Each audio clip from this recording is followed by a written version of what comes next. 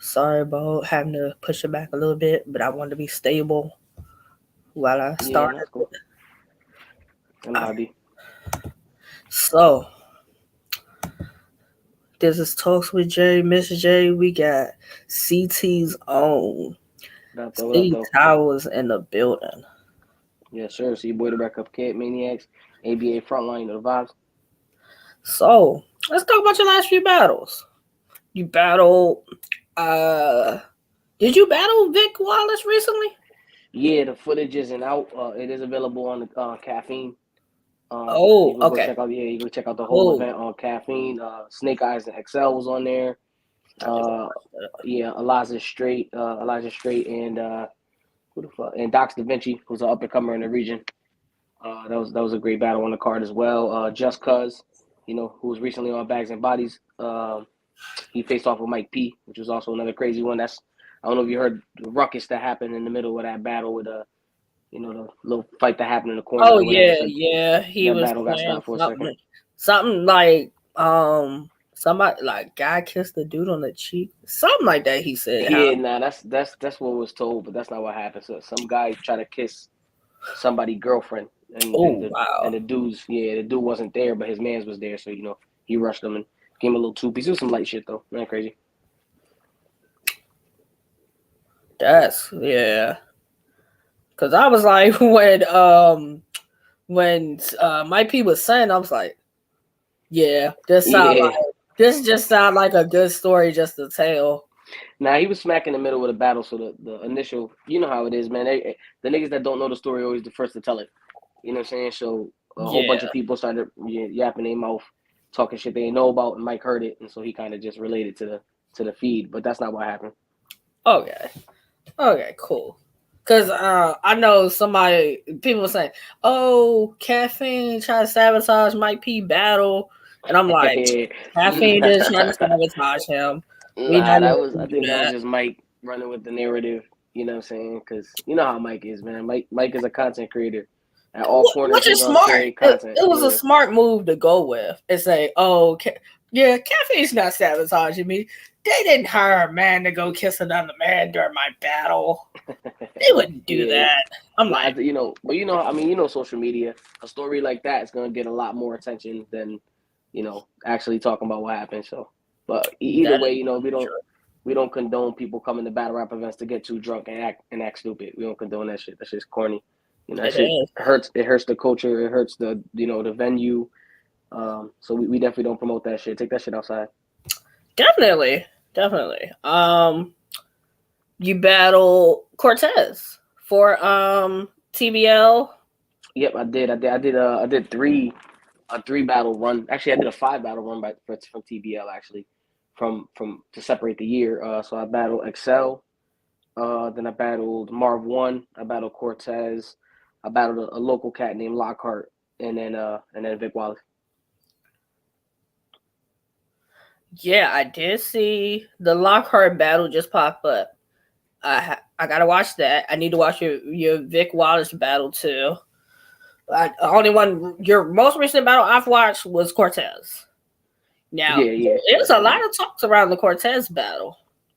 Um, you did very well. You did have a stumble starting off like first yeah, round, yeah. but I think the way you kept rapping and you got it back, I think still solid round. So I'm with you when you say, "Oh, you can't mess up. You mess up around, you get around." So I'm understanding people are saying like it's 2-1 either way.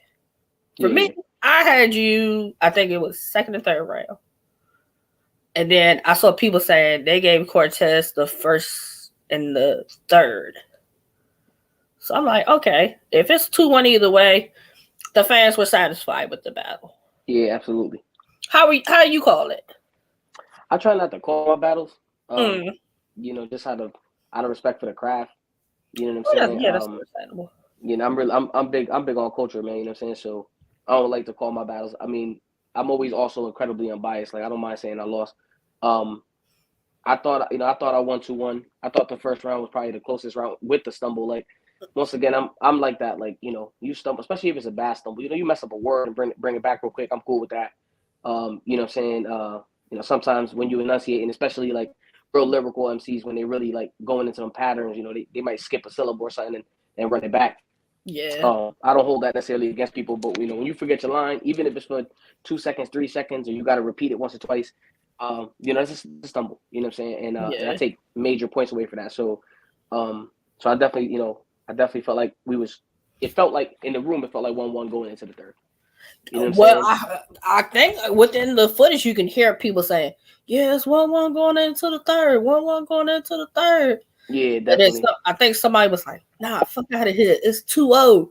So, or something like that. I'm like, I don't see a 2-0 either way. I'm kind of agreeing with the 1-1 going into the third. Number one is, we both have allies. You know what I'm saying? So there's somebody in the crowd that just always is going for that other person, or it might be a real big fan of that person. You know what I'm saying? But, in the third round, it was a little tricky. Once again, like, I don't like to call shit, but I'm a purist. So, like, little things like, his biggest moment in the third was the Puerto Rican flag line, which he had, taken from his gyms battle, you know what I'm saying, which was a battle 6 years earlier. Yep. Which, little things like that. Like, I mean, yeah, you shook the room, but you shook the room with something. You shook the room with before. So true. Things like that. And then, also you got to factor in that I took a whole angle, which only certain people know what I'm even talking about. And I also kept it pretty vague. I'm not really into the dry snitching either, so I kept it vague purposely. And if depending on how you judge a battle, if you judge a battle and you feel like I can't verify this angle, some people take points away for that. You know what I'm saying? So both of us had kind of a little crux in the third that you could take away from. I felt like my content. I know my content was longer. I had a longer round, and I felt like my content was pretty strong. But he came with it, man. He's Cortez. He's one of them ones. From back in the day. So I'm just happy to be in the ring with him. Now, a lot of people view Cortez as a legend. So is that like that's a great thing to have him on your resume? But you also have some other legends on your resume. Yeah, absolutely, man. I was blessed. I was very blessed when I battled Thesaurus that he was coming off seeing me perform pretty poorly. There was a 2 or 3 year stint where I just literally wasn't even trying. You know what I'm saying? I was really just kind of doing generic bars out there. And being a good rapper is being a good rapper, man. But almost everybody in battle rap is a good rapper at this point. At least 70% of the MCs could give you some crazy bars. You know what I'm saying? And some more spaced out than others. But either way, we're writers. You know what I'm saying? So when you see like me poised and this at my best, and then you see a performance where I'm just kind of barring out, it does take away from it. We have that expectation of somebody that's gonna show you a little bit different, So that's when I took a little pause and shit, and so having the opportunity to battle Thesaurus on that comeback run, I'm not sure if you were tuned in when I was doing the greatest comeback of all time. I ran that campaign for like 18 months. Every single battle, I was promoting it like that. In the King of the Dot tournament, it was like, this is gonna be the greatest comeback anybody's ever seen in battle rap. And I got the chance to battle Thesaurus right before the tournament. And Thesaurus is incredible, man. When he comes at 60%, he's incredible. So I think that's kind of what happened. He came at 60, maybe 65% of his best material, and he was super clean and he did his thing. But I just think he probably was expecting the Cityy from the last 2.5 years, and at that point I was so focused, so I came super prepared, and I 30 one of the greatest battle rappers of all time, and that's super dope to me. I'd love to run it back him now, knowing I'm on 100. You know what I'm saying? Because it always takes away a little bit, when you a legend like that. You know what I'm saying? Winning or losing, it don't matter. But he has such a big fan base that they know that wasn't his best him. Yeah. You know what I'm saying? So it takes away a little bit. It's kind of like fighting in boxing and somebody got a rehydration clause. You know what I'm saying? You're like, would he have won if it was at the weight? You know what I'm saying? That's how people look at it. So I'd love to run it back, even though, I've never done a rematch. But that was, that was huge for me.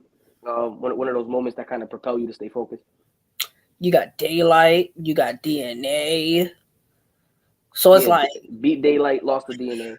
I choked pretty bad in my third round against DNA. That's actually that was right when I was like falling out of love with it, and that's probably the hardest writing I ever did. I lost all my raps like 11 days before the battle, and I had to memorize them. Wow. So I had to piece together like the best parts that I could remember. And then I also was like at the point where I was falling out of love with this shit because of so much politics, and it's like the biggest battle of my career. I'm battling DNA. You'd expect me to be super inspired, but I wasn't. So it was like every day it was like fighting to try to write. And then when I lost the fucking battle, it was like, oh my, when I lost the notes, when I lost my phone, you know what I'm saying? So I didn't have nothing backed up, nothing. I was like, fuck, this is going to be some shit. And then I had to rewrite the whole shit. And then, fucked up in the third. DNA is DNA, man. It doesn't make, even when he don't come to play, come to play. So he was over there whooping on my ass on the third round pause. He was doing very good in the third. And, and that was also one of those where it felt like 1-1 going into the third. He had taken the first pretty clearly. I had taken the second pretty clearly.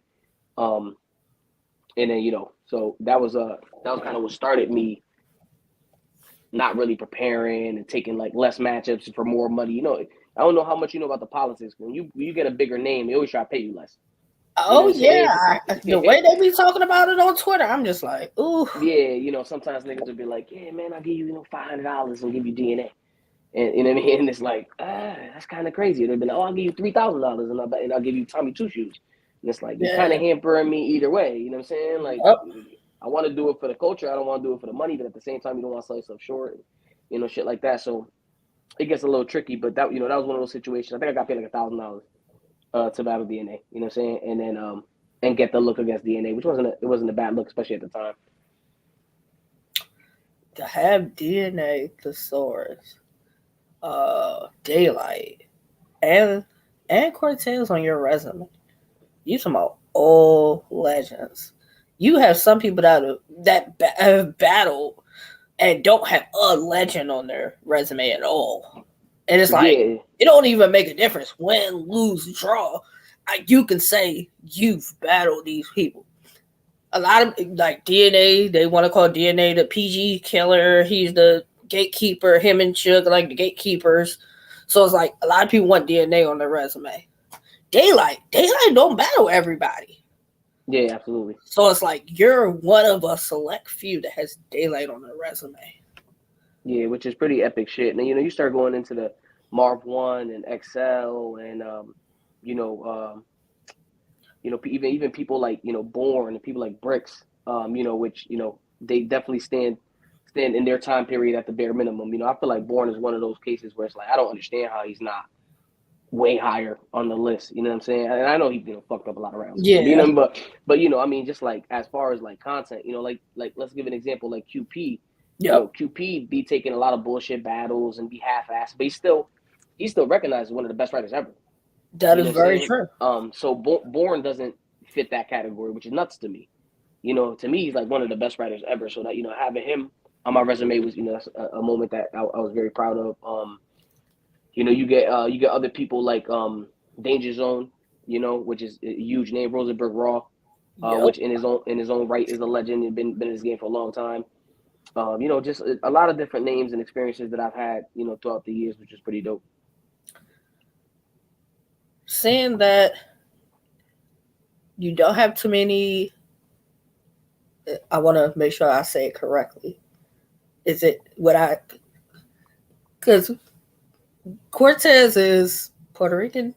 Yeah, Cortez is Puerto Rican. Okay, so Latin, will we say Latin battle rappers? Latin battle rappers would be the proper term, yeah. Okay, so Jay Murder, I battled Jay Murder too. Shout out to my bro Jay Murder. So, saying that you don't have, I mean, you have him. No. I was going to say Uno Lavos, but I don't think he is. I think he is. Like, I battled Uno Lavos as well. I did battle Uno Lavos as well. That was for Supernova battles, back when they was active. Really, it's what Loso, Loso, me, Saga.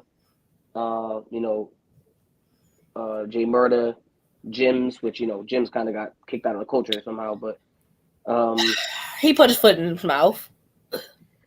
He's done that several times. He's done that several times. He went from being a battle rapper that people were cool with, then the good situation, you stop battle rapping, you go to be a blogger. You say certain things being a blogger that put your foot in your mouth, and now it's just like you're ain't nobody talking about you no more. But you keep popping up, but ain't nobody talking about you. Yeah, it's like I don't ever like to consider myself or my race as a guest in this culture because we were there in the inception. You know, the only, aside from, you know, black people, Puerto Rican people, the only people that can say they were there from the jump. You know what I'm saying? And we played a different role in hip hop culture. So I think that's why oftentimes, you know, black people just be like, this is black culture, this is our culture. Nope. And also you know, you also got to factor in the fact that, you know, black people ran with it much more than Puerto Rican people ran with it. You know what I mean? And you know, that could be for XYZ reason. I think mainly because it left New York. You know, when it was in New York, it was a lot more just the community that was in those places at that time, which happened to be majority Puerto Rican and black. Yeah. You know, then when it started, you know, branching out and going to all different places, you know, the black people really absorbed it, really took it and made it part of their culture. And then Puerto Rican people, not all of them are New York style Puerto Rican people, or, you know, New Yep. England style Puerto Rican. You know, you get a lot of people that's from Puerto Rico and shit like that. So they didn't necessarily like attach themselves to the wave. So it really did transcend that inception that was Puerto Rican and black. And it really did, you know, it does push towards black culture much more than Puerto Rican culture. But I don't like to believe I'm a guest because I'm an MC and I also have practiced all the elements of hip hop.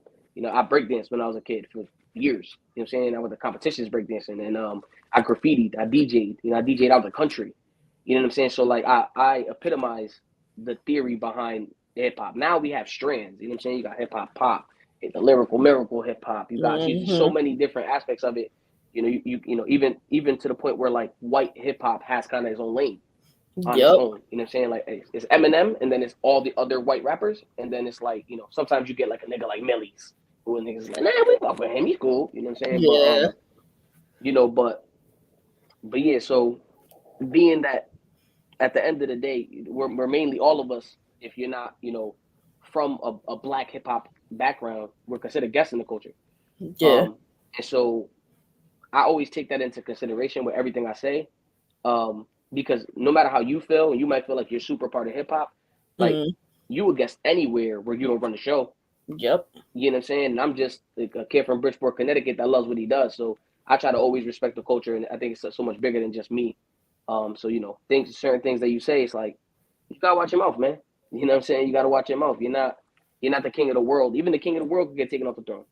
That is very true.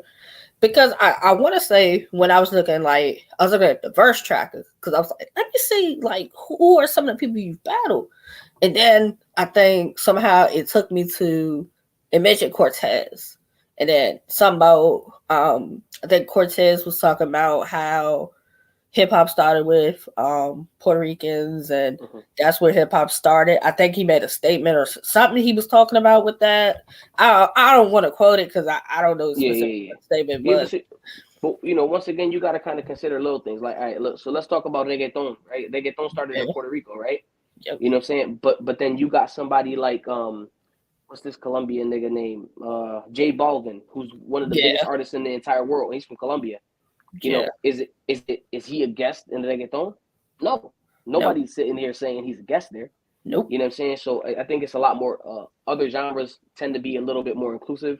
yeah, Um because hip hop is so current and it's so like it really is the lifeblood of the street culture. It uh-huh. became that. So like it's kind of difficult when the United States, we don't really have a culture necessarily. Everybody's just a big melting pot from everywhere else. Yeah, So that's one of the closest things we could say to like the culture of the United States and of the fucking ghetto. You know what I'm saying? Of yeah, what represents us and outlets that we can speak. So I think that's why so many people kind of feel so attached to it.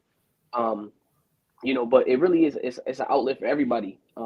Which is why it's very difficult. Like right now, you got all these leagues emerging, all these people with these budgets, and you know, they putting together all these battles, and they, you know, trying to put on their people and have their own culture and stuff. And it's like half of me as an MC for so long is like, this is fire. This is so dope that people like. I didn't have these opportunities. I had to get it from the mud. You know what I'm saying? I had to like come outside. I was in places where you would battle and the footage would never drop. You know what I mean? It's like you didn't. There wasn't like leagues and shit like that. You know what I'm saying? Like it was grind time, smack, KOTD. You know what I'm saying? yep, Everybody else was just like the smallest of small fries.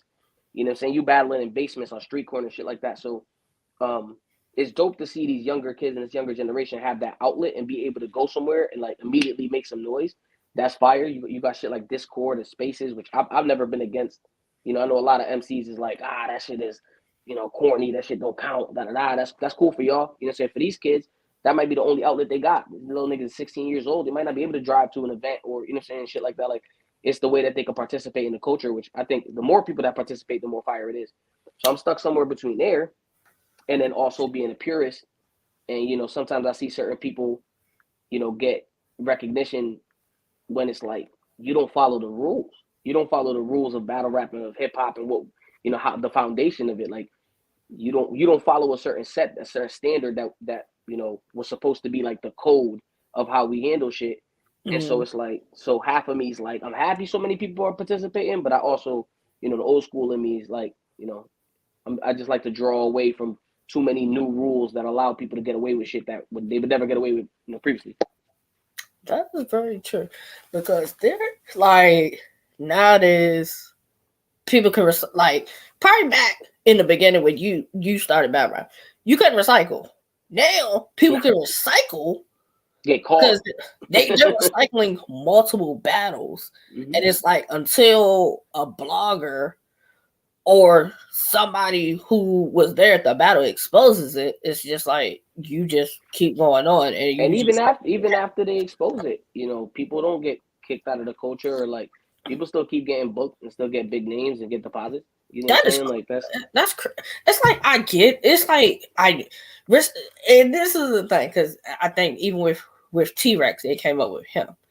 Is it really recycling if I recycle my own material?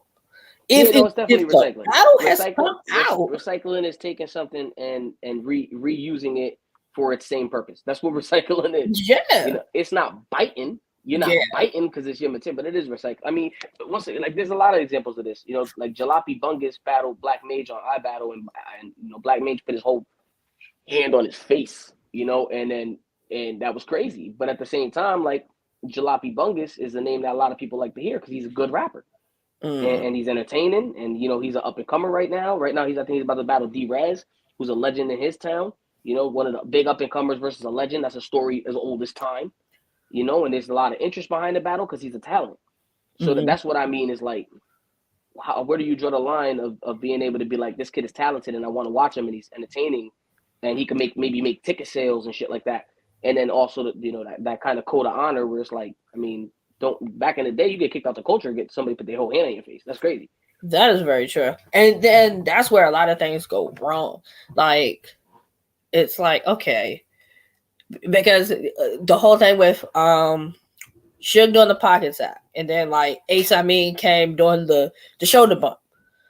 Like, where do you draw the line on it's battle rap, cool. Y'all may be cool, but it could potentially go left and you ruin. Yeah, I think it's very tricky, man, because as soon as you start making each situation an isolated situation, you leave too much gray area.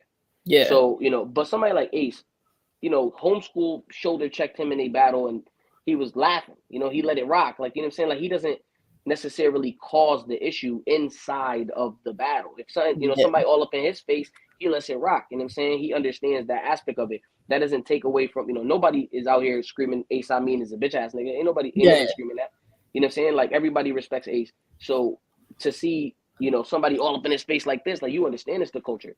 You know what I'm saying? That's something I had to adapt to because I fought. You know what I'm saying? I fought at events before. I fucking, or even sometimes where I'd tell a nigga come outside and they wouldn't come outside or whatever, may have ensued or whatever. But, you could just ask. You ain't got to ask me. You ain't got to, I don't ever tell these stories. My story's never told because I don't ever tell stories. But if you ask around niggas that was there for the original inception of my, of my career, especially, like, it took me time to realize, like, yo, we just in a battle, bro. Like, you got to chill out. You know what I mean? Somebody grazed your arm and you over here trying to yoke them up. That's corny. Like, it's entertainment. You know what I'm saying? You got to respect, once again, respect the culture and respect the craft. But see, and that's the thing. You have people that go viral because they rap very well. Then you have those who go viral because they done face palm somebody in a battle. Or I think some titties just went viral the other day. Really? Yeah, somebody pulled it's two girls battled and one girl was like, I don't remember what she said, some shit like, I want to see whose titties is bigger, and she pulled her tits out. And J Love versus Lady J. That was that was the battle that URL just dropped on the app. So this is now, let me tell you, this is where my problem lies with something like that. First of all, everybody loves titties. I have no problems technically, but the only problem I have here, if I had to create one, right, devil's advocate, is that shouldn't go, or if it goes viral for titties, right, then is it respected if someone says, oh, I'm displaying my talents, oh, I have 100,000 views? You know what I'm saying? Like, do those comments get respected if it goes viral for titties? If everybody's just watching the titties and nobody's actually listening to the lyrics, you know what I'm saying? Or now, if a viral movement like that translates into, yo, that shit was crazy, these girls pulled their titties out, but guess what? The battle was actually crazy. And if that translates into actual views and people being like, yo, they was wild before that whole titty shit, they was kind of rapping. You know, if it turns into that, then by all means, let the viral, moment live. Like, that's kind of how I look at it. Like, it's everything goes. It's battle rap. Everything goes. If it's gonna be hot, if it's gonna pop, everything goes. That shit works. Niggas will lie, dead-faced lie about somebody, but if it goes, it goes. Right? But when you start saying things like, I got 500,000 views on World Star, and the reason why you got 500,000 views on World Star is because somebody got punched in the face in the back of your battle, it don't really count. Yeah, it don't count. Because it ain't you, and it ain't your rapper. So it's like, I can't respect it. Yeah, but, so, that's, those are those blurry lines. Yeah, because I just said about the J Love and Lady J battle, I'm like, both of you young ladies can rap. And it's the only thing I keep hearing about your battle is you put your titties out. And it's just like, that's all I keep saying up and down the timeline. That's crazy because I don't hear nobody talk about rhymes. Yeah, I'm familiar with J Love. I'm not familiar with the other girl, but I am familiar with J Love, and she can rap. Yeah, so for me to not even have known that was her, and just just something I had scrolled through that was like, oh, these girls pulled their titties out in a battle. You know what I'm saying? Like, for me not to even know that was her, which is crazy too, because that's how you be knowing when niggas be super horny, bro. Niggas be over there knowing every detail. You know what I'm saying? They the ones sharing the dude in the back. Cause I did see that clip. The dude was like, oh. You know what I'm saying? Like, yeah. I saw somebody going crazy because I guess the Soros called copacetic a racist. And something like that, I think I saw it. Yep. I saw this dude in like 3 different groups. Like, yo, what happened? Is copacetic racist? Like, he needed to know. Like, it was bothering his life. Like, bro, chill out, man. Like, it's not that serious. If the story's not posted somewhere, like, stop going so crazy to try to figure every little detail out about it, bro. That's nuts. And that's why I think we, as like fans, the media, the bloggers, it's like, oh, this happened. Like, take Easy, for example. Easy's not on URL. Everybody wants to assume all the reasons to why he's not on URL. Nobody exactly knows the solid reason to why he's not on URL, other than he said something about business. But everybody's put all these different things of what they assume. And it's just like, does it really kill you that you don't know why he's not on URL? I mean, I can understand it from the blogger's aspect, where it's like you're technically an investigative journalist. Yeah. You know what I'm saying? So, like, that's technically what you're doing. You're trying to, learn more about each aspect and, break the news first. You know what I mean? That's kind of like what a big part of what media is, and then you have the purists that kind of just want to get the truth out and put the good content in the forefront. You got the people that are in it just for the views. You know what I'm saying? So, but it's all included, right? Like, it's the same shit as any other media. Yeah. Right? Like, if you want to read some real shit, you don't go to the Huffington Post. Nope. You know what I'm saying? But the Huffington Post got tons of subscribers, though, because they got a crowd for that. That is very true. So it's like, I don't know. I'm not necessarily somebody that just thinks that because I like something or I look at it a certain way that's how it should be. I try to be open minded in that facet, but certain shit does play against your ethics. You know what I'm saying? So like that's why I'll stay out of the way of some shit that just goes against my ethics. Like if I see you on some type of time, like I just got a friend request from somebody that was rumored to have touched a kid. Oh, wow. And like, I'm not accepting your friend request. I don't. In my hood, we got one rule: real niggas don't get accused of that. You know what I'm saying? Like, that's how it is in my hood. If you in jail and niggas are saying you playing with niggas, like, real niggas don't get accused of that. You don't play with a real nigga name like that. Nope. You know what I'm saying? Like, you can't get away with playing with. You know what I'm saying? Like, somebody right now say, Cityy was playing with little kids. Like, I have to make sure publicly, just as public as that message was put out, I got to make sure publicly that it is 1000% translated who said this. I need it publicly known that I saw him. I need a public apology or something got to give with this person with me there.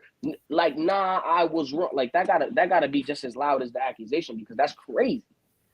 That is very true, because you had a lot of different situations where it's like you had the math thing, far as Kiki, you had what was the Do and Easy supposedly with the DV situation. So it's like you have all these situations, and it's like, but you're hearing people say these things, and it's like, please tell me you're checking your homie to really find out if it. You know your friend. Hey, you say your friend didn't do it. Cool, but it ain't looking that way. Listen, man, it's like 70% or some wild number of cases involving children are like the uncle or the brother. It's like 70%, bro. So you telling me, I know this nigga for 6 years. Like, yo, I was born in the same house as this brother. Like, some people live that experience, bro. You know what I'm saying? Where that type of shit happens. So like, you got, I get it. I understand you don't want to jump the gun and you want to stand by somebody that you've been solid with. But certain shit just gotta kind of be checked first. You know what I'm saying? Because like example, like I'm of the mind where, like, if you don't take care of your kids, we can't be friends. I don't give a fuck how long I've known you. You know what I'm saying? Like, if you cheating on your bitch, then I can't fuck with you. If you a real nigga, you don't gotta cheat on your bitch. Yeah. You don't have to. You just don't. You can. Your bitch should know about it. She could be involved in it. You know what I'm saying? Whatever. Or you could leave her or whatever. There's plenty of women out there that'll let you fuck bitches. There's plenty of them. You know what I'm saying? So if you gonna cheat on the bitch that you sleep with every single day and lie to her, and then also expect me to lie to her, what are you gonna do to me? Yeah. Especially y'all got kids together. Like, what you gonna do to me? You know what I'm saying? Yeah. So like, if you're not taking care of your kids, how the fuck am I expect you to take care of me? Yeah, exactly. And those are your kids. You know what I'm saying? So like those little, or you disrespect your mom. Like, I don't fuck with a nigga disrespecting his mom. I don't care how bad her mother is. You know what I'm saying? Like, I know some terrible moms where their sons honor their mother or don't speak on her. You know what I'm saying? Because that's the type of, like, everybody always wants to justify shit behavior for the other person's behavior. Yep. Like, the other person's behavior is their behavior, my nigga. Your behavior is your behavior. You're responsible for yourself. Yep. You know what I'm saying? So like, certain cases I get, you know what I'm saying? Nigga still on me, we gonna fight, period. You know what I'm saying? Like, so certain things I understand, but like, there's just certain, like, once it compromises my ethics, like, I see you do certain shit, I can't fuck with you. You know what I'm saying? So for me, it's like, especially if I'm not close to you, if I even hear some shit, you did some wild shit like that, like, I'm good. Well, I gotta be your friend for? Like, we good. Yeah, that's true. That is very true. Because it's like, then they'll start associating you. Oh, you're condoning what they're doing. And it's like, I'm not condoning it. That person don't want to listen. I done said my piece. They don't want to listen. At this point, I'm beating the horse with it. At a point, you gotta be that way on some things. I don't know. Yeah, the culture just, from some people they accept things, and from some people they don't accept things. Yeah, absolutely. You pick and choose when you want to enforce the recycling, the STEM deposits, not coming with 3 rounds. You tolerate it from certain people, and then you want to crucify other people when they do it. So it's like, goalpost moving, the goalpost keep moving. Yeah, absolutely. But unfortunately, I agree with you completely. I'm 100% of the same idea, but unfortunately, man, it's like, what entertains you, man. Like, you ever had a conversation with an Eminem fan? You know what I'm saying? You ever had an argument with an Eminem fan? Like, there's just no argument, bro. And I like Eminem. I think Eminem has some of the best lyricism in albums ever. I'm not an Eminem hater at all. I understand he's incredibly skilled. I love, there's probably 4 Eminem albums that to this day I'll listen to at random occasions. But he has like 10 of them, and like 6 of them are ass. Like, you know what I'm saying? And there's people that argue the 4 that I like aren't even that great. You know what I'm saying? So, yeah. Like, but you argue with a fan of his, you're gonna be there all day. You're gonna talk to a brick wall. They've been arguing online about Eminem, and if he was to come to battle rap, that something like he would be undefeated, Yeah, he definitely would be, and without a shadow they've of a been doubt. arguing that for like the last three Think about this. days. Think about this. Sue Surf. There's enough people on this earth that'll say Sue Surf is undefeated. Yeah, There's enough people on this earth. there's enough people that will say that. That's not even fathomable. It doesn't even make that to a real battle rap. Mind you, Surf is like probably top 5 ever. Most people's minds, right? So in those in those real aficionados, the people that really fuck with the culture, and if they even put him on that top 5, they won't say he's undefeated. No, not one person that's like really in tune with the culture. Ain't nobody gonna say undefeated. That's nuts. You know what I'm saying? There's just clear times that he didn't win, right? But he's undefeated in so many people's perspectives, right? Now think about his star power in comparison to the best-selling rapper of all time. Eminem is the best-selling solo artist of all time. Think about that. Come on, man. He'd come to this culture and he would win every single battle. And even if he didn't win the battle, he would definitely argue win that the he battle. he won it. The comments would say it. The polls would say it. If there was judges, the judges would say it. Eminem will come here and come undefeated. To the purist, if you put him in a pit where there was no fans and it was just the rappers, you know what I'm saying, and everybody was in there really like going crazy, and only the true real hip hop niggas was there to judge it. Those real, like, as best as they can be unbiased people. Or if you took Eminem's content and then took other battle rappers' content and somebody else spit it that nobody knew. You know what I'm saying? I'm sure there's tons of people that could beat Eminem. I don't want to say tons of people, but I'm sure that it would happen. Yeah. You know what I'm saying? I'm sure it would happen if Cityy Towers battled Def the Kid and Cityy Towers had Sue Surf's material. He wrote for All Miles material, and Def the Kid had all Eminem's material. It would be judged more fairly than if it was actually one of those type of situations. That was very true. Because I was just like, they've been really going back and forth, and I'm just like,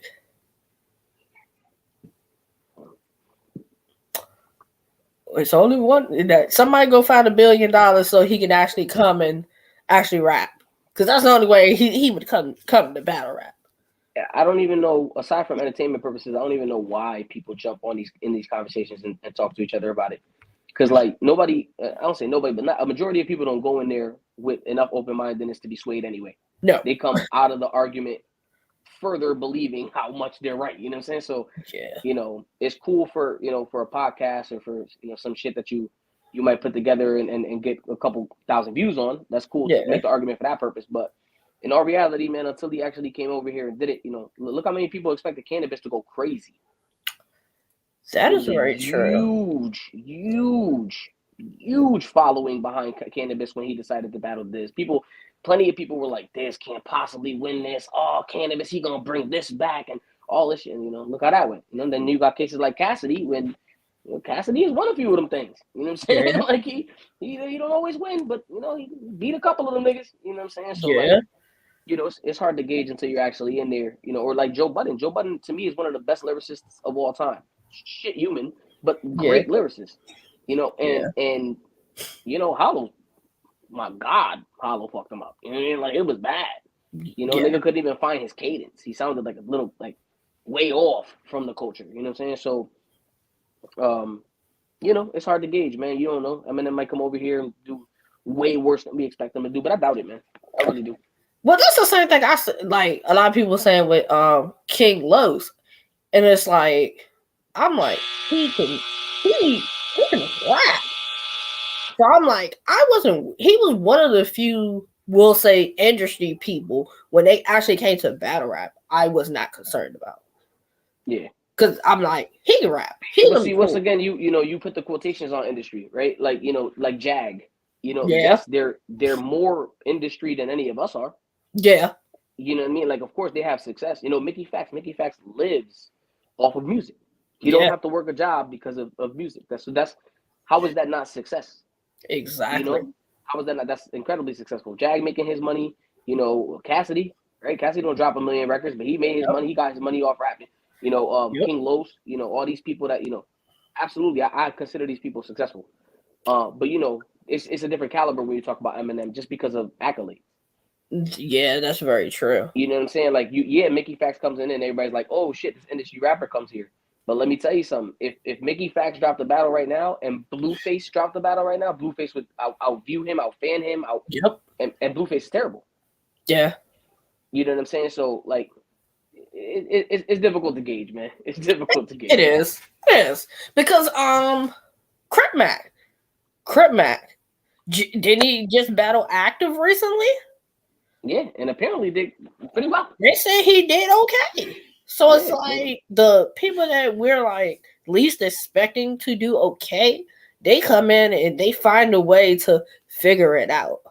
Yeah, absolutely. So anything's possible. But that's kind of like the Jake Paul effect, where it's like, of course I want to see Crip Mac battle another Crip in Los Angeles. Yes, duh, nigga. Yes, of course I want to see Jake Paul fight Nate Robinson. Like, I want to watch that shit. You know what I'm saying? So like, that's you gotta kind of consider that, and and then you got some people that really could come over here and transcend into the craft. You know what I mean? Like, there's tons of artists. I mean, if you ever heard, I think it's 2 a.m. or 3 a.m. 3 a.m. riding the Uber by Saga, that shit fire. Yes. Incredible record. You know what I'm saying? And, amazing. They always say battle rappers can't make music. Yeah, but it's a lot of y'all that have some really good music. Great music. Jerusalem was a great album. Amazing. That was a great album. If you ever heard Real Deal's music, I mean, Real Deal has album on top of album of great music. Marv One, Poison Pen has great music. You know what I'm saying? And these are just more of the notable ones. Like, there's tons of, smaller cats that people don't even get a time. Have you ever heard LL Cool G's music? LL Cool G just dropped a record. He had Boosie Badass on it. You know what I'm saying? Like, look at that. He had to fix the grills. So yeah. LL Cool G got some dope music, and unfortunately for some reason, like, we separate in this culture. We separate everything. We put it into these categories, and we don't just look at somebody and be like, look at all these look at everything this person has done in the same form of rap and of hip hop. I feel like if we did that, we'd have a lot more respect and acclaim for some of these cats. You know what I'm saying? That is very true. Now, one person I can kind of say that it seems like the culture kind of like rallied around Surf. Surf came out. He had all his success as far as battle rap. Then the music blew up, and it was like the culture just was like, okay, we got a battle rapper. He's top 5 battle rapper. And you mean to go tell me that he can go put an album out that does well on Apple, and he going to Rolling Loud and got a set? And it's like, if he can do all this, some people are wondering, well, why can't some of your other favorites do these things? I think one of the biggest reasons is that his image transcends it, or not transcends it. It's very his branding is all together. It all works. Like, it's his battle rap persona and his music and the message that his music conveys. They go hand in hand. Yeah, you know what I'm saying. So a lot of other people, like me for example, I'm a lyricist, so I can sit here and rap about literally anything. You don't know what my brand is. This is one of my and I've known this for years, because I don't necessarily have a brand. I don't have one specific thing. You look at Sue Surf as a tough, gangster street guy from Jersey, Crip, outside, been shot, da da da da da. You know what I'm saying? Like, you talking about somebody that gets 100,000 views on his Calico face off anytime it's posted. Yeah. You know what I'm saying? Because it all fits in that one brand. So I think he did such a good job, or his team did such a good job of branding him. And then the content obviously supports it, because he's an epic battle rapper. He makes epic music. You know what I'm saying? So that all being in one big loop, versus, let me give you another example, like Saga, his music and his battle rap don't necessarily fit hand in hand. Nope. Because he's multifaceted. He has so many different versions of himself, but that once again goes against his branding, right? So if I'm somebody that doesn't know anything about battle rap, and I just happen to watch a battle, and I watch one of Saga's battles, and I'm like, oh shit, this is dope. He's sticking to his guns about being a Christian. He's not doing these extra shit. He's not being a tough guy. He's not whatever. And then you listen to his music, and it's like 3 a.m. riding the Uber. That kind of contradicts. It could contradict in somebody's mind. Oh, I thought he was this church going, not about this type of shit. What the fuck are you doing in the Uber 3M? You know what I'm saying? Talking about drinks and whatever. That kind of goes against his branding. You know what I'm That is saying? very true. It's not packaged as well. Cityy is so talented. He could rap. Incredibly. Yeah. Like No he can shade rap, to he Cityy. can sing, and it's just like you guys do so much more than battle rap, and it's like I get mad because it's like only time for certain battle rappers that we really see you campaign or promote things is like I got a battle coming up. I got a battle coming up. I got a battle coming up. You're not promoting the music. You're not promoting your videos. Some of y'all do interviews. Some ones do interviews, but you're speaking on everything you're doing. It's like I don't want to just see you when you got a battle. It's like hop into spaces, get on your Twitter, have a Q&A with the fans. Instagram live with the fans. It's like and this is you're absolutely correct. And like, let me tell you, you're talking to the perfect person for this because I never engaged for years and years, and not even in my own region aside from just attending events.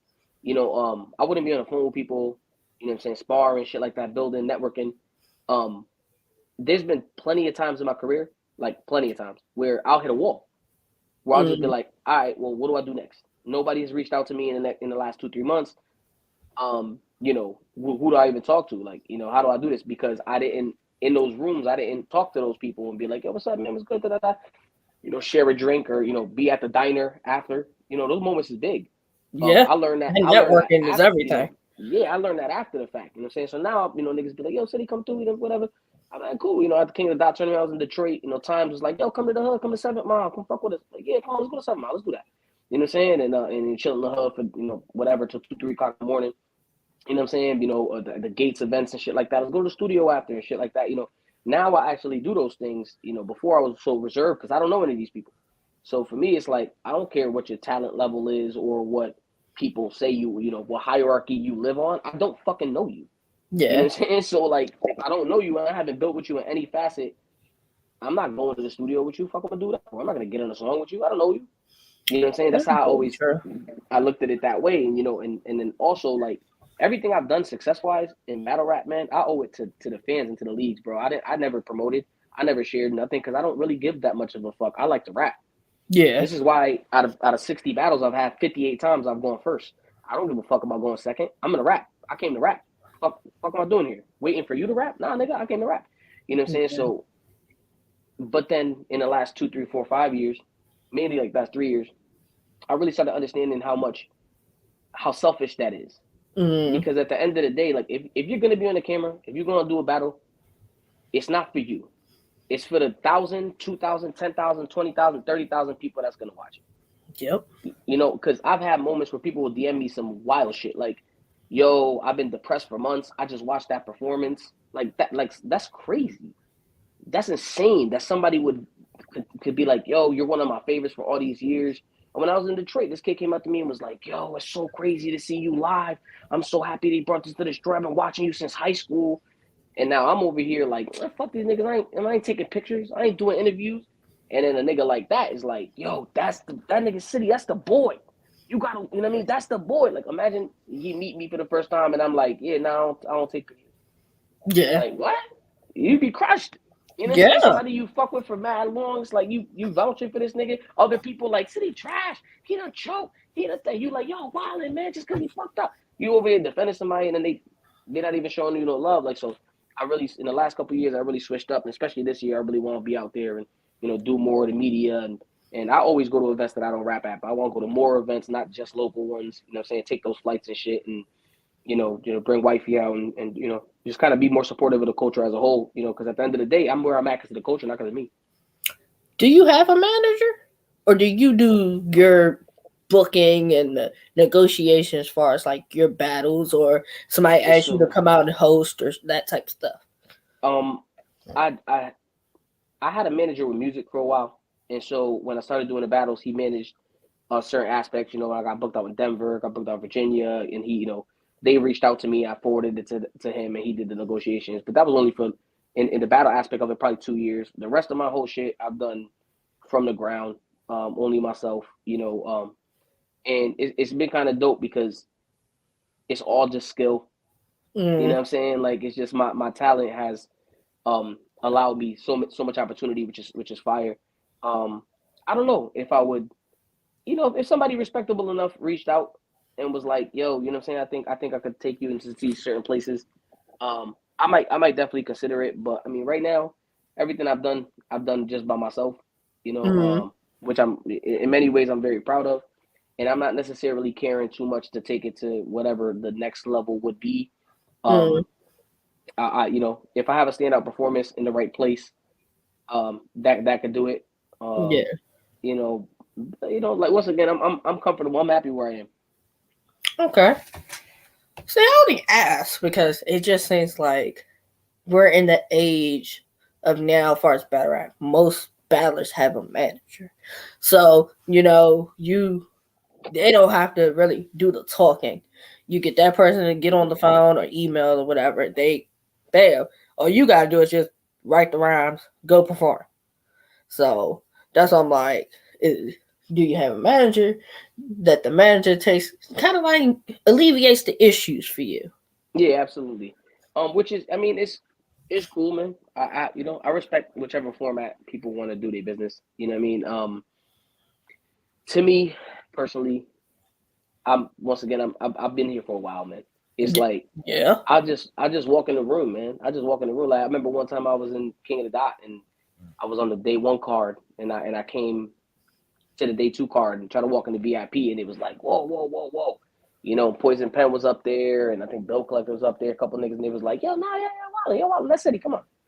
You know what I'm saying? Like I know these people, man. Like you know what I'm saying? I'm like, for me it's like I don't really need or have the need for a manager.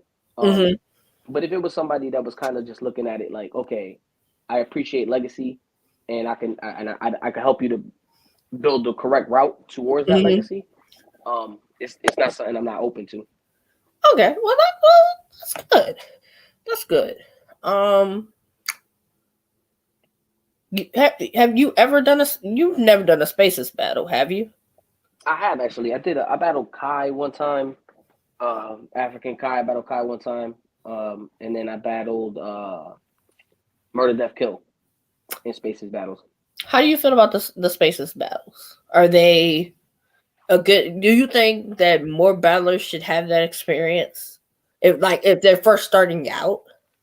I can't necessarily say. Like Jenks. Jenks was incredible in Spaces, and then he didn't translate well to camera. And then you have Appa, who was great in Spaces and translated incredibly well to camera. So it's like everybody's gonna have their own singular experience. I did it because I love to rap. Okay. I don't look at it like for me, it's not less of rapping. Yes, you're reading off your phone. But you know what though? That's the same shit that happened when it was freestyle and niggas started having written battles. What did all those freestyle niggas say? That's not real battle rap. Yeah, not real that's battle not rap. Real. Yep. That's not real battle rap. You don't write your raps. Yep. So you kind of sound like the grumpy old nigga when you like, that's not real. Spaces ain't real. You know what I'm saying? It's like, you read it off your phone. Well, guess what, nigga? You memorized it. Them freestyle niggas was saying you corny for memorizing. That is, and now you memorize niggas is saying you corny for reading off your phone in that space. Like, come on, man. You know what I'm saying? If niggas is doing good and you don't approve of that, you're hating. That's it. There's no in between, bro. If niggas is doing good, if you see 300 people in a space, 300 people are enjoying it. Yep. You know what I'm saying? So for you to be like, that's not like, nigga, who made you the law? Who made you the you know what I mean? Who died and made you Jesus, nigga? Like that don't work that way, bro. You can't just because you feel that way, that's the truth. No, that's your truth, and that's cool. You can think Spaces battles and rappers are completely fucking corny, but guess what? Apple about to battle Geechee Gotti, so shut the fuck up. And I was just about to say that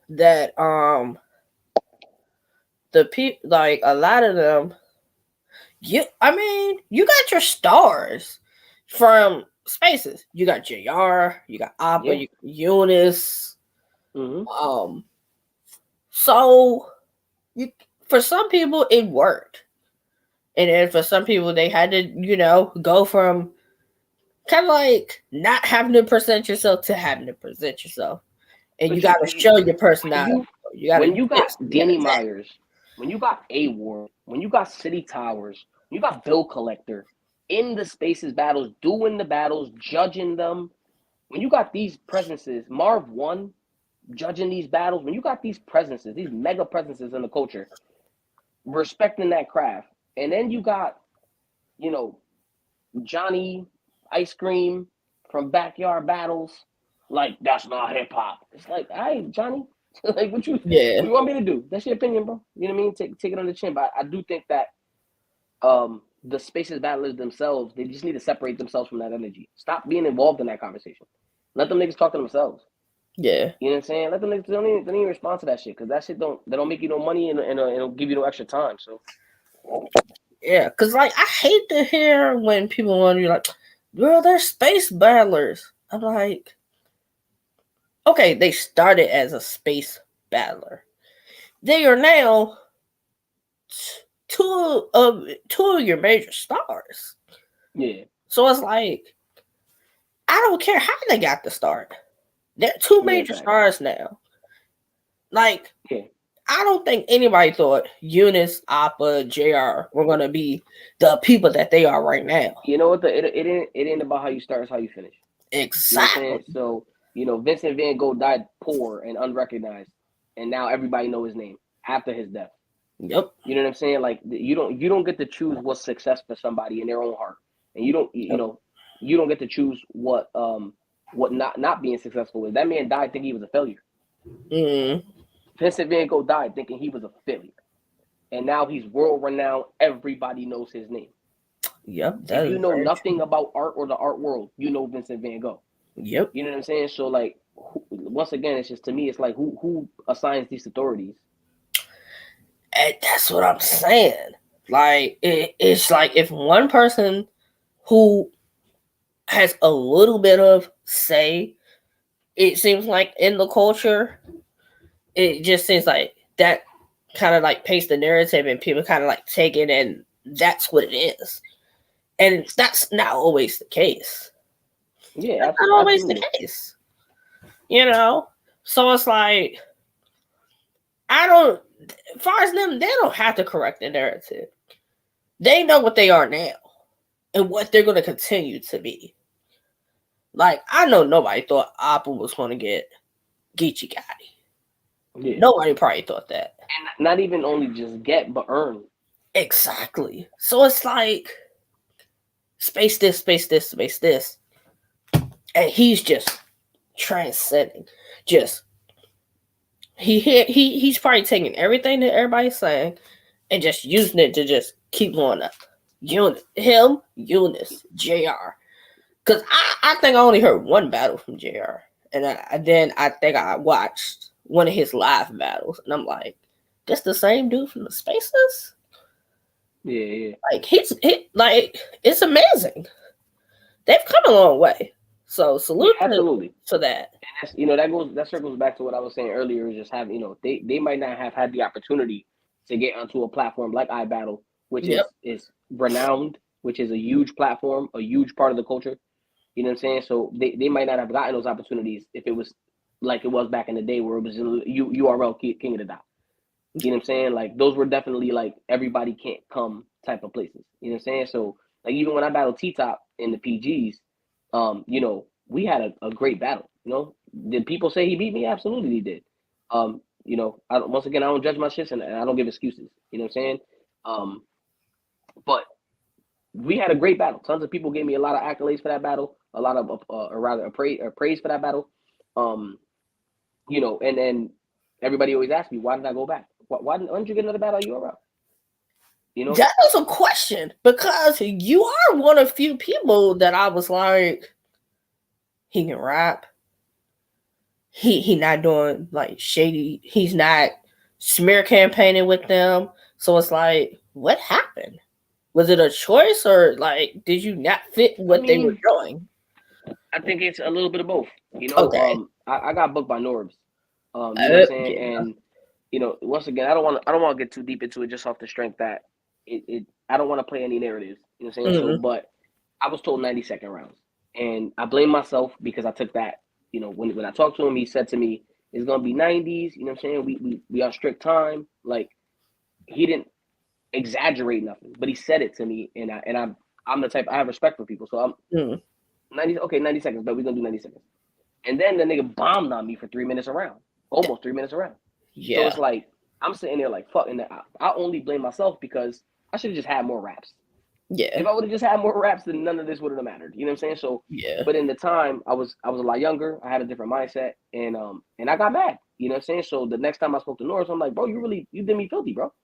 And he's like, what you mean I did you filthy? And I'm like, fuck you mean, nigga? That shit got like 300,000 views right now. Like, you know what I'm saying? What are you talking about?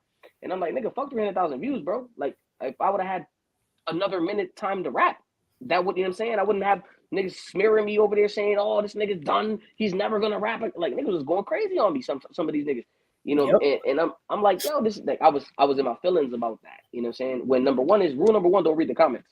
Yeah. You know what I'm saying? Good, bad, or ugly, don't read the comments. That's rule number one. But at that point, you know what I'm saying? I'm probably 23 at the time. You know what I'm saying? I was a young boy. I was very hot headed. You know, so I got into it with Norbs. You know what I'm saying? And then down the line, you know, there was another potential, you know, URL opportunity, and this is like kind of right when the PGs was just about to die. And I was just like, man, nah, man, the niggas played me last time. You know what I'm saying? And you know, that's not really how you react or respond in the moment where you're getting it out. At the end of the day, they're the NBA. I'm not the NBA. You know what I'm saying? So you don't respond that way. So, but at the time, once again, you know, maybe manager would help, right? Possibly. Just possibly. Maybe. But yeah, you know, I was in my feelings about it, so I declined the offer. And ever since that offer, the only other offers I've gotten, were Crucible offers. You know what I'm saying? One time when I was in Hitless West in LA, I got an offer from Floss. You know, so well, actually, I got the offer through John Black. I can't speak for Floss. I never spoke to Floss. But you know, John Black hit me and was like, "Yo, Floss looking for a pick or whatever." You know, what I'm saying he kind of wanted to fuck with you, but I thought it would be kind of number one is Crucible, and then number two is like, you know, it would have been crazy that a nigga from the East Coast gets the West Coast pick. That's just kind of nuts, you know what I mean? And then you know, Chilla is my brother, and he picks, you know, for the Crucible. So obviously he always hits me up like, "Hey, you want to do it? You don't want to do it?" Like, nah, I'm good, you know. So, you know, and I have entertained the idea just off the strength of, you know, URL being the NBA. You know, if you get a 10-day contract in the you know, in the NBA, do you say I'm better than a 10-day, or do you say I'm gonna show these niggas what's up on that 10-day? Yep. You know what I'm saying? I'm for them 10 days. I'm gonna play harder. I'm gonna work harder. I'm gonna put in more work than anybody and show them why I deserve to be here. So, I thought about, you know, I considered the Crucible and shit like that, but you know, I don't think it's for me personally. You know, so and at the end of the day, it's the URL, bro. They don't necessarily need me either. So I'm sure that situation severed the tie. And the tie was through Norbs. It wasn't even through Beasley and Smack. So who knows if them niggas even felt like I deserved to be there? I don't know. And Norbs was the one that put me over there. You know what I'm saying? So, you know, all in all, that's kind of how that played out. But, you know, I've been on King of the Dot. You know, right now I'm hoping to get on Premiere. I've had a couple conversations about jumping up to London. You know what I'm saying? ARP always telling me he wants me on RBE. Anytime I you know, DM saying, yeah, let's make something work. But, you know, we never have. So if you do get the call from ARP for RBE, who do you think would be a good matchup for you over there? I'd have to first decide whether that makes sense for me, only because there's a couple like background politic things that have happened that I didn't respect. And it's not even my place to speak on them, so I won't.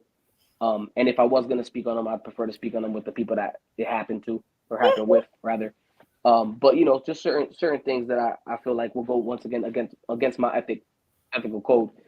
Before those things, there was nothing, and I would have gladly jumped on RBE. In that case, I mean, I don't know. It's kind of hard to say. I mean, they got gunners over there. You know what I'm saying? I mean, I battle anybody, bro. I don't really give a fuck. I don't really have like necessarily a hit list. There's a couple people I would love to see, but I don't really have like a hit list. And I don't give a fuck. I'll smoke you, bro. I don't care. Put them in front of me. I'm not. It doesn't matter what battle. See, I asked because, you know, you have the names, you have like you got the show offs, you got the Rosenberg Raws, you have the You have the big cannons. You got Big K. You got It Will. Yeah. Pain. And then, then you have like the other bricks. You have Jay Breed, Caution. Then you have the new bricks. So it's like, I mean, I guess the MC in me, man, the MC in me, like probably Ill Will. You know what I mean? Like, or Big K. The battles no one thinks I can win. You know what I'm saying? Because I don't lose a lot. You know what I mean? Like aside from fucking up rounds, I don't lose a lot. Like, it's just a fact. Like, you just watch my battles. Like, I don't lose a lot. You know what I'm saying? Like, a lot of times I'm put against people that are running on momentum, and once it's I'm not considered the highest of tier battle rapper. So as much as I'm a name, I'm not. I'm somewhere in the middle in most people's minds. So, but if you just watch, I've stopped plenty of people's momentum. I just don't get the same credit that somebody like Danger Zone or somebody like these people. They're touted a little bit higher. So it's like, oh, remember when this nigga was hot and Danger smoked him? Like, I got plenty of those. I got plenty of those. Like, I don't lose a lot. You know what I mean? So for me, it's like the opportunity for me to show who I am is when I get those battles that people are like, he can't win this one. That's why Thesaurus was so big to me, because it's like, nah, you lying if you told me you thought I was gonna win that battle. I watched the comments, I watched the forums and shit. Like, even though I was avoiding them, I still seen enough, shared posts and shit where niggas was like, Thesaurus about to come over here, and you know what I'm saying? And that didn't happen. You know what I'm saying? I don't lose a lot. I didn't lose to Daylight. Like, I don't lose a lot. You know what I'm saying? So for me, it's I want to be challenged. And I feel like Big K is easy. I feel like he's very difficult to beat. It don't matter how you feel about him as an MC. He's very difficult to beat. He don't lose a lot. Nope. And Ill Will Ill Will's incredible, man. I'm a huge fan of Ill Will. You know what I'm saying? So I'll probably say those. Okay. I think those are two good matchups. Are there any leagues other than like going out the country that you want to touch? Like, you've done URL, you've done KOTD. What about a GTX? Riot. Riot. Of course. The GTX, of course, as well. I love what they're doing over at GTX. I've reached out to Lush a couple times. You know what I'm saying? Me and him is good. So I reached out to him a couple times, and not everything made sense, but I would love to get out to GTX 100%. That's actually one of my goals this year, is to get out to GTX. I want to get out to GTX. I want to get out to the Premiere in London. You know what I'm saying? And I would love to get out to the Riot. What about a bullpen battle? Depending on the matchup. Yeah, I would fuck with bullpen too. Like I said, I don't do hit lists, but I gotta see Loso. It doesn't make sense to not see Loso. I gotta see Loso. I gotta see Ilmac. Before it's all said and done, before Ilmac stops taking battles, I gotta see Ilmac. I gotta see A Ward. I gotta see who else? JC. I gotta see JC. Like, these are people that for me is like, I can't get out of the game and feel like, man, I wish I would have had that battle. Like, and I feel like those are those legacy battles for me. You definitely could get an A Ward at RBE, a Loso at bullpen, and then like a Ilmac, maybe GTX, possibly. Yeah, it's for a lot of people, it doesn't matter where it happens. I try to be a little bit less like that. I do understand certain aspects of that, so I can't ignore it. I'm at TBL right now. They've been treating me really good. That's a New England league. They're on the come up right now, so I'm sure plenty of people are going to be like, yeah, but he battled those people there. You know what I'm saying? So, which I think is a corny narrative. I think good content is good content, but it is. I would love to jump out to GTX. I would love to jump out to the Riot. You know what I'm saying? Once again, Premiere. iBattle's home. TBL's a second home. You know what I'm saying? So I'm always gonna come outside for them. Yeah, bullpen will be dope. Bullpen will be a dope, environment. I think trenches will be a dope environment too. I know they're a little bit newer. It's funny you said the trenches, because I said you probably would have been. I don't know if you wanted to do another tournament, but you might have been dope in the trenches tournament that they're doing now. Yeah, I don't know, man. $10,000 for it? Tournaments is tricky, man. I got a bad taste in my mouth with the King of the Dot tournament. Not Well, because yeah. of King of the Dot at all. Mm. I think they did a pretty damn good job at everything they was doing. They had a lot on their plate. So, but you know, man, watch me versus Danger Zone, man. Just watch the battle, bro. You know what I'm saying? Like, just watch the battle. Just like I don't know, man. You know, shout out to Danger. You know what I'm saying? Shout out to Danger. You know what I'm saying? But like, I just felt like I was great. You know what I'm saying? Like I felt like I was at such a high level in that battle, and then, you know, losing that judgment really like threw me off for the entire tournament. Threw me like I was half-hearted at that point. I was like frustrated because I was like, yo, if I can't win this battle and with this performance, like how am I gonna win any of these battles? That's very true. Like in my head, I was like, how am I gonna get the judgment when I feel like this is the clearest? Like Danger Zone is incredible, bro.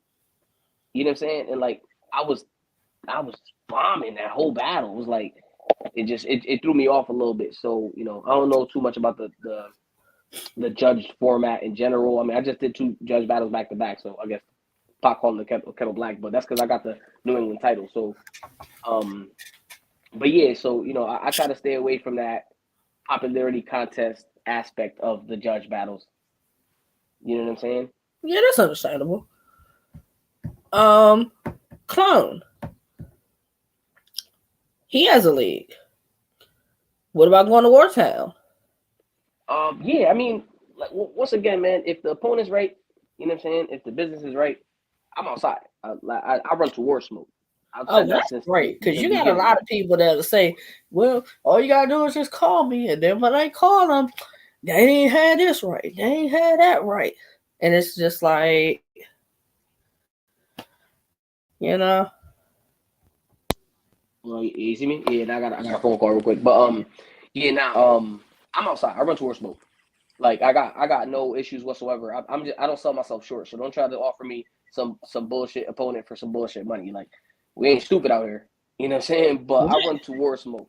So if something makes sense for what I usually pocket and what the type of opponent I'm looking for, like I'm outside. If you have 2 battles and those 2 battles were incredible and everybody's like, who the fuck is this nigga?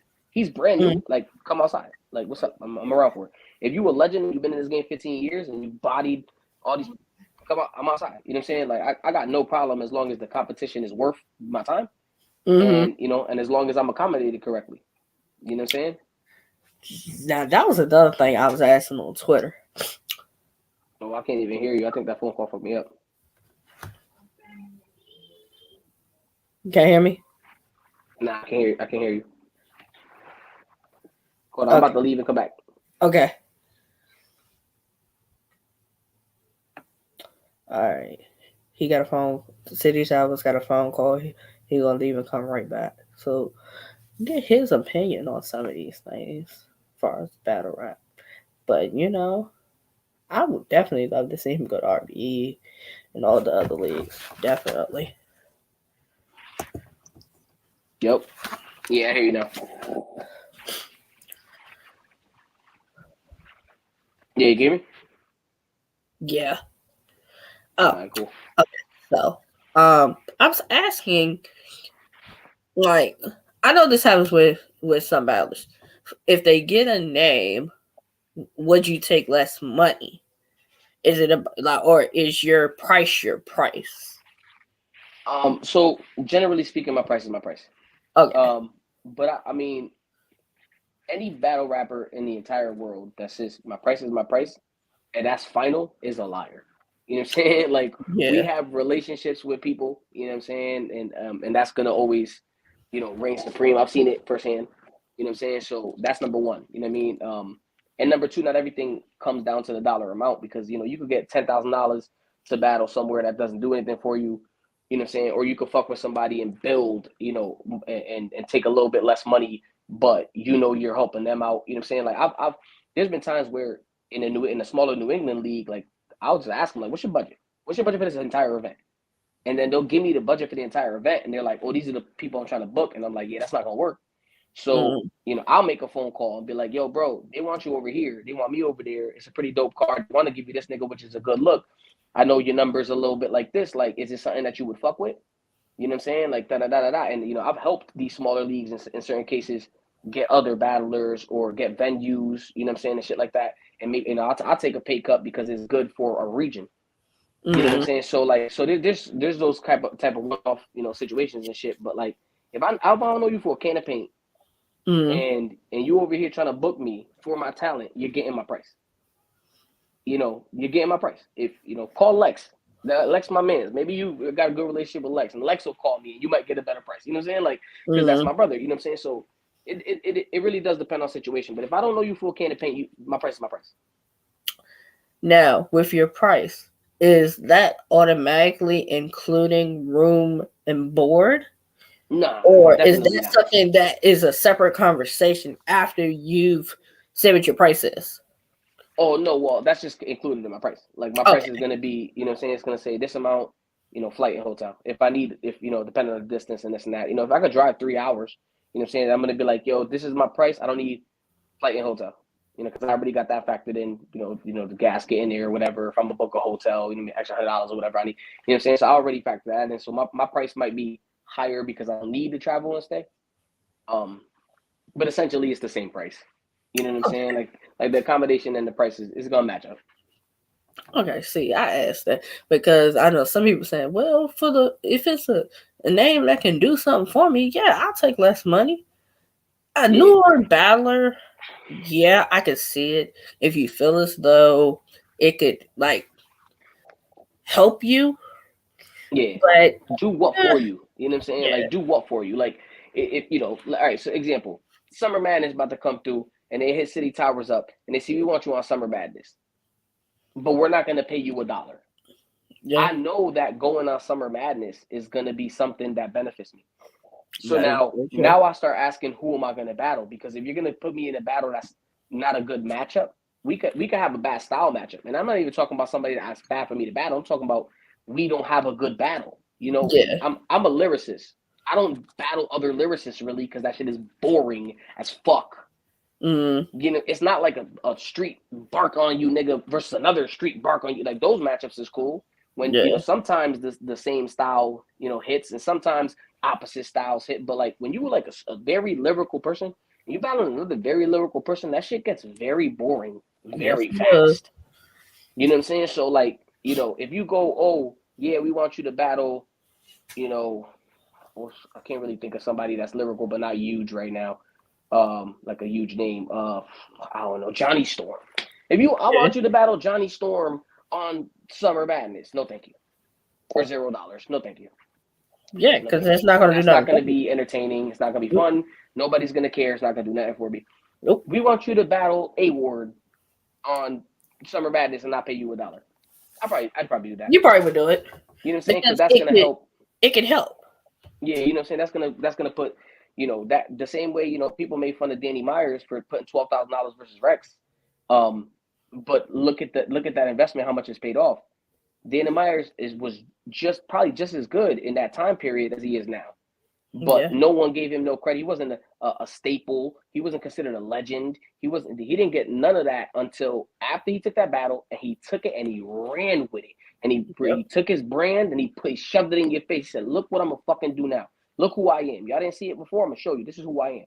Yep. You know, the way he was able to come into the game not hot, the same way Easy the Block Captain, come into the game not hot and be at that level for so long and catapult and rebrand himself to the world. It's something to be studied. It's incredible. That's such a fire thing to be able to do, and they don't get, you know, even the credit for that purpose. They just get the credit for, you know, for their performances and shit like that. But that to me is bigger than coming in hot. Yeah. You know what I'm saying? To be able to come in, everybody already know you, and niggas don't even fuck with you like that, and then you come over here, make turn everybody head, change everybody's mind. Like that's powerful effect. So you know who's laughing at Danny Myers for you know paying $12,000? Fuck, not getting paid. He put $12,000 in another nigga pocket to battle him. Yeah. You know what I'm saying? And like I never even hear that no more. Nobody cares. They know he made his bread back. He done made that back quite a few times now. Yeah, you know what I'm saying? So, you know, shout out to Danny, man. Shout out to Easy too. You know, what they've been able to do over there is not short of amazing, man. Become some of the best battle rappers in the world. You know, when they didn't really hit that iron, you know, strike while the iron's hot, you know, initially in the aspect of their career. You know, and they give the underdogs, a lot of the underdogs they give him hope. I know a lot of old school battlers that praise Danny, because it's like, man, like that's so fire that he was able to do that. You know what I'm saying? That is very true. Now, we did mention about URL being the NBA. And a lot of people want to say that everybody was playing NBA. But not realistically speaking, not everybody makes the NBA. Some people have to go overseas and some people have to G League it. So if another league other than URL was considered the NBA, you got all these top other leagues now. RBE, King of the Dot. Yeah, absolutely. So even your like, riots, battles, bullpens, you know what I mean? Yeah, Out there, Gates of the Garden. It's like now my goal may not be URL. My goal might be going to RBE and becoming a brick. I might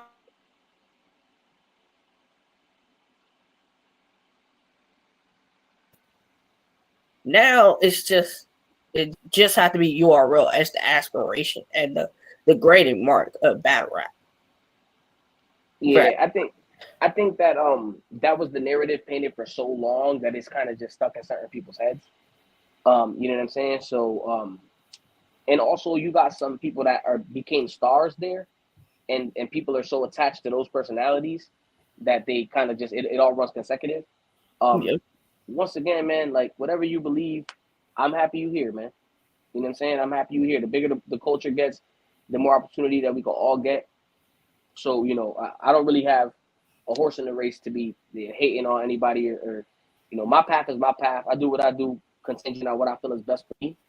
And I can't shade nobody, or I ain't mad at nobody for pulling their titties out in the middle of the battle. Like, pull your titties out, maybe. Do you think? I can't really. Hey, do whatever you gotta do to get the eyes on it, Yeah, I'm not mad. You know what I'm saying? Like, that's not that ain't never been the type of nigga I was, and I'm not gonna start now. Is there anything that you haven't done in battle rap that you need? Like, what is something that you have to complete in battle rap before you just be like, this is the end for me? I'm going to retire, but this one thing I have to complete or I have to do as far as battle rap. Yeah, if there is one. That's a great question.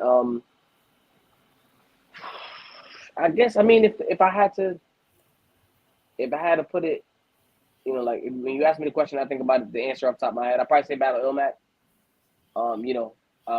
That would be epic for me. You know what I'm saying? I got to battle Thesaurus, and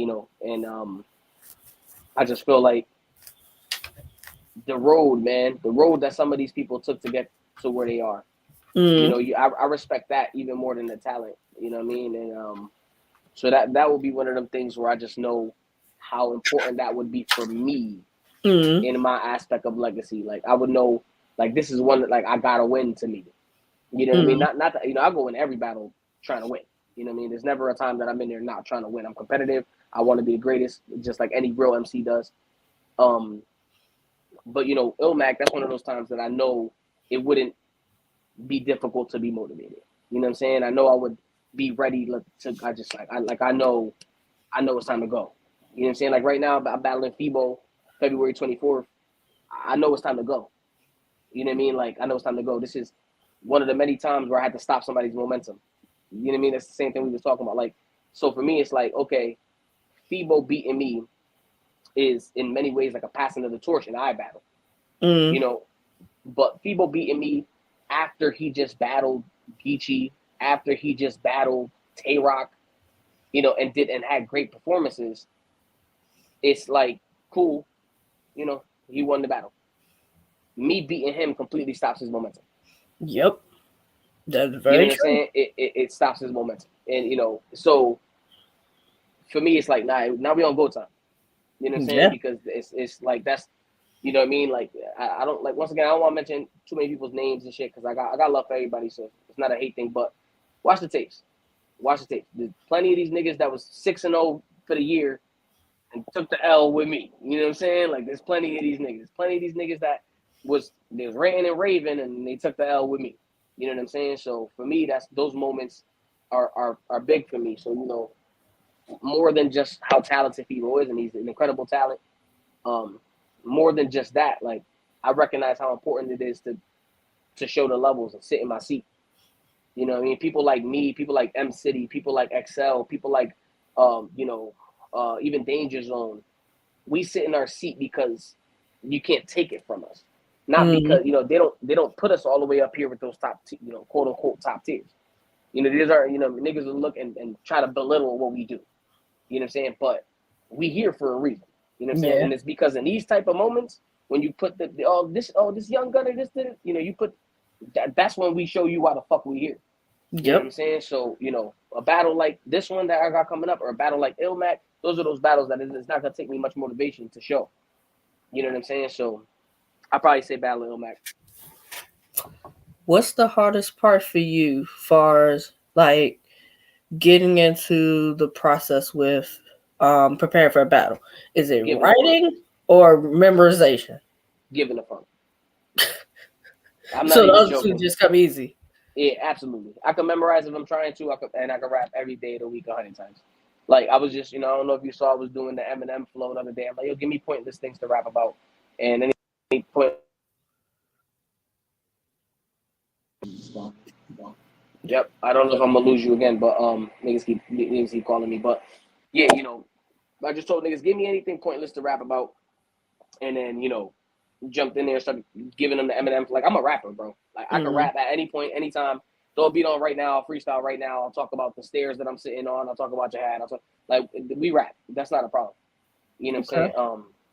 But being motivated enough to care to rap is a whole nother animal. And sometimes I just simply can't find that motivation. And you can't be like, hey, league owner, thanks for the deposit. You know what I'm saying? But I'm gonna have to say no because I can't get motivated. Like you can't really do that. You know what I'm saying? Yeah. So that's the trickiest part for me. Is being able to be motivated. I might have to fuck around and let you go though. My battery on 4%, and I can't hear you. I'm pretty sure because I can't hear no noise. That's fine. That's fine. Yo, I appreciate you for having me. As I always say, man, at Cityy Towers. Unfollow me on all social media. I don't care about that shit. Fuck with me though. Niggas know what's up with me. I got a crazy one coming. In February 24th on Battle Fibo. The month after that, I got a crazy one coming. Another battle rap legend. Can't give too much information because the card hasn't dropped anything like that, but it's gonna be absolutely insane. Another one to put on the books, and then after that, like I said, hopefully GTX Premiere. You know what I'm saying? Riot, come holla at me. I'm open for interviews. I'm open for bookings. Just hit me. Yo, Jay, I greatly appreciate you. I had a good time. You did a hell of a job. Thank you. And we out.